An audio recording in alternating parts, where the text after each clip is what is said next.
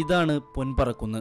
ജലസമൃദ്ധമായ ഈ മലനിരകളിൽ നിന്നുള്ള ഉറവകളാണ് ഈ നാടിന്റെ തന്നെ ജലസമ്പത്ത്.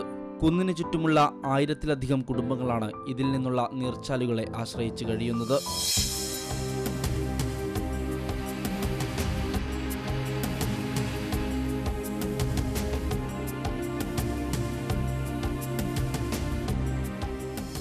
ഈ കുടുംബങ്ങൾക്ക് കുടിവെള്ളം ലഭ്യമാക്കുന്ന പൊൻപറക്കുന്നിന്റെ ഇന്നത്തെ അവസ്ഥയാണിത്. മുതലാളിമാർ മത്സരിച്ച് കല്ലുവെട്ട് തുടങ്ങിയതോടെ 18ഓളം നീർച്ചോലകളാണ് ഇവിടെ നിന്നും അപ്രത്യക്ഷമാവുന്നത്. ഇപ്പം മഴ ആയതുകൊണ്ട് മാത്രമാണ് കുറച്ച് സജീവമായ ചോലകളുണ്ടായി.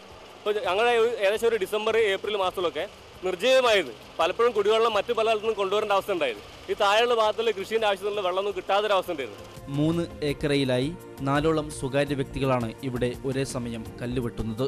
2 വർഷം മുമ്പാണ് കല്ലുവെട്ടൽ ആരംഭിച്ചത്. എന്നാൽ ജനങ്ങളുടെ എതിർപ്പിനെ തുടർന്ന് ഉപാധികളോടെ മാത്രം വെട്ടാം എന്ന് ഉറപ്പു പറഞ്ഞിരുന്നു.